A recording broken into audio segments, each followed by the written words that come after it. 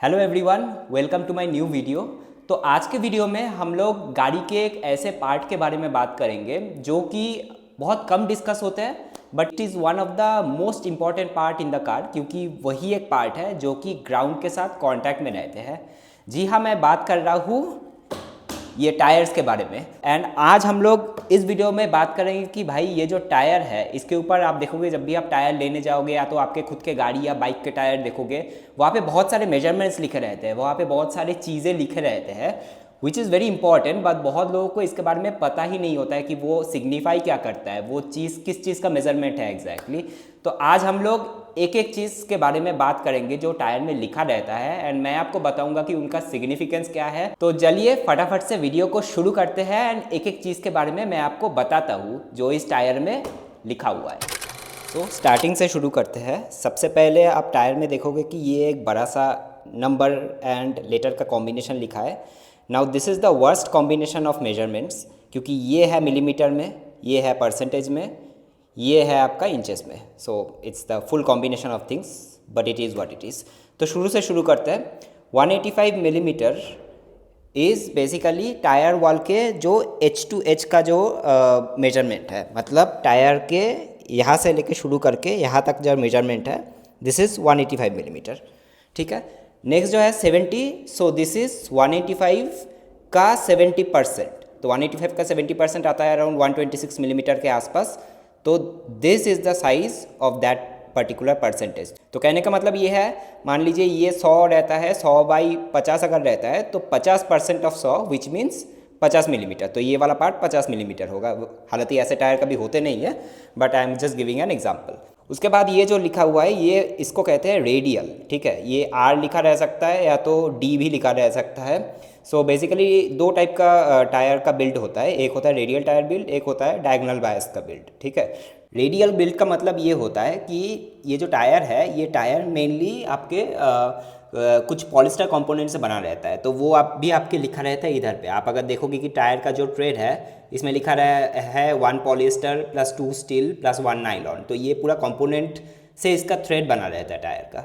ठीक है। So what radial means is कि ये जो कंपोनेंट है, थ्रेड का कंपोनेंट, ये आपके ये टायर में ऐसे रेडियली रन करता है। सो एक वाल से दूसरे वाल ऐसे सीधे सीधे रन करता है। ओके, सो इसे कहते हैं रेडियल टायर। डायगोनल बायस का जो टायर होता है, उसका मतलब ये है कि वो जो थ्रेड है वो ऐसे ऐसे रन करते हैं आपके टायर में, ऐसे डायगोनल बेसिस में रन करते हैं। और रेडियल बोले तो सीधा सीधा रन करते हैं। सो ये एक रेडियल टायर है, इसलिए ये सीधा सीधा रन कर रहा है। So that is basically designated by R. उसके बाद जो 15 आपका लिखा हुआ है, so 15 basically means the diameter of the tyre rim in inches. बोले तो यहाँ से लेके यहाँ तक का जो डिस्टेंस है ये 15 इंचेस या तो 15 इंचेस का डिस्टेंस होता है। टायर के बहुत सारे इंचेस में होता है, जैसे कि R15, 16, 17, 18, ऐसा बहुत सारे इंचेस में होता है। ये जो टाटा पंच का स्पेयर टायर है, ये फुल साइज टायर है बाय द वे, बट ये 15 इंचेस का रिम का साइज़ है इसका। So that's the reason it is R15। उसके बाद आप अगर आगे जाके देखोगे तो यहाँ पे लिखा है इससे ट्यूबलेस टायर, तो रेडियल ट्यूबलेस लिखा है। यहाँ पे मैंने आपको पहले ही बता दिया कि टायर का थ्रेड किस मटेरियल से बिल्ड है, वो यहाँ पे लिखा रहेगा। उसको छोड़ के टायर का कंपनी इधर लिखा रहेगा। नेक्स्ट आपके जो चीज़ गौर करने वाली बात है वो है max load and max pressure. Okay, max load का मतलब ये होता है कि यहाँ पे देखो लिखा है मेरे टायर का मैक्स लोड है 580 kg या तो 1279 पाउंड्स का होता है। तो व्हाट दैट सिग्निफाइज इज कि ये टायर मैक्सिमम इतना लोड लेके चलने का क्षमता रखते हैं। सिमिलर चीज़ है मैक्स प्रेशर।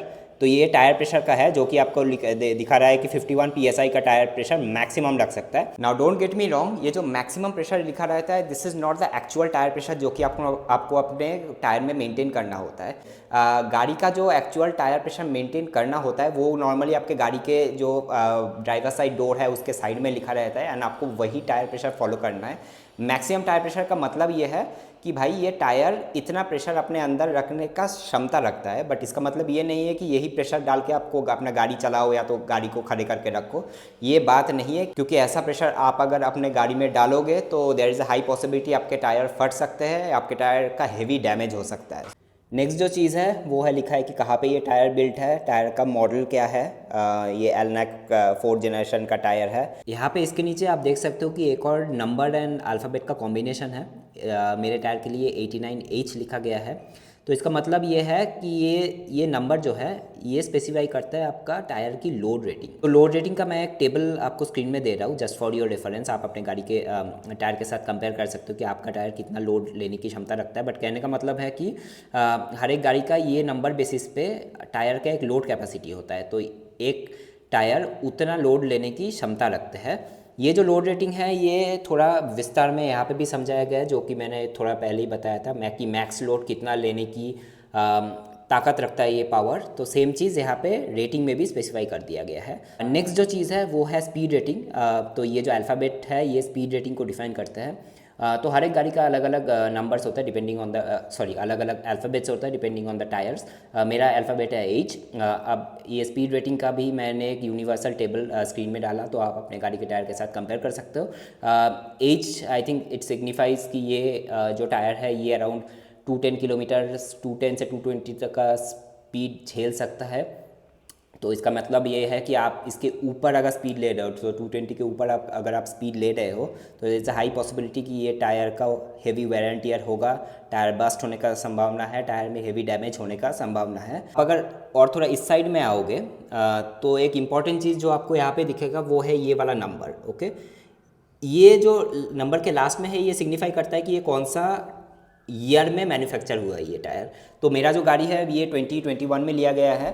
सो ये टायर भी 21 का मैन्युफैक्चर है, which means it was a good tyre when the car was purchased. Now एक गौर करने वाली बात ये है कि टायर जितना पुराने हो जाते हैं उसका जो रबर कंपाउंड है वो उतना इफेक्टिव और नहीं रहता है। तो बेसिकली टायर जितना पुराना हो जाता है रबर उतना इनफेक्टिव हो जाता है। सो आप जब भी कोई शॉप में नया टायर खरीदने के लिए जा रहे हो मेक श्योर आप टायर का जो ईयर ऑफ मैन्युफैक्चरिंग है वो अच्छे से देख ले।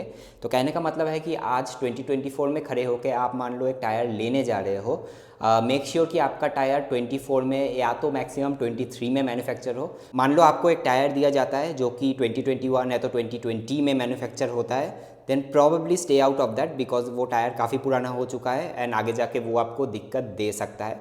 सो मेक श्योर आप जो टायर खरीद रहे हो that is close to the year when you are actually purchasing the tyre. छोटा मोटा चीज़ें मैं बता देता हूँ जो कि उतना ज़्यादा मैटर नहीं करता, but because we are discussing everything in the tyre तो वो बोलना ज़रूरी है। पहला चीज़ ये देखिए कि ये जो ट्रेड वायर लिखा गया है, ओके, तो ट्रेड वायर का जो नंबर है मेरे टायर के लिए 300 है। तो ये नंबर जितना बड़ा होगा आपका टायर उतना कम वेयर एंड टियर होगा। ओके, सो मान लीजिए कि एक टायर आप लेते हो जिसका ट्रेड वायर है 100 एंड एक टायर आपने लिया फॉर एग्जांपल दिस वन जिसका टायर ट्रेड वायर है 300, तो ये टायर 3 गुना कम वेयर एंड टियर होगा then the tyre which has a 100 tread wire. एक चीज़ गौर करने वाली बात ये है कि भाई ये जो ट्रेड वायर है ये ट्रेड वायर मैन्युफैक्चर स्पेसिफिक होता है। तो आप दो अलग अलग मैन्युफैक्चर का लोगे, मान लो कि आप MRF का एक टायर लिया, आपने CEAT का एक टायर लिया एंड दोनों का ट्रेड वायर मान लीजिए 300 है, तो ज़रूरी नहीं है कि दोनों टायर एग्जैक्टली सेम तरीके से वेयर एंड टियर होगा, इसका कोई ज़रूरी नहीं होता है, ये मैन्युफैक्चर स्पेसिफिक होता है। तो आप MRF का दो अलग अलग टायर मॉडल लेके आप कंपेयर करोगे चलेगा, लेकिन दो अलग अलग मैन्युफैक्चर का आप कंपेयर नहीं कर सकते हो। नेक्स्ट वाला जो चीज़ है वो है ट्रैक्शन। अब ट्रैक्शन रेटिंग जो है बहुत सारे टाइप्स का रेटिंग होता है, एक्चुअली 4 टाइप्स का रेटिंग होता है, AA, B एंड C। मेरे वाला जो टायर है उसका ट्रैक्शन रेटिंग A है।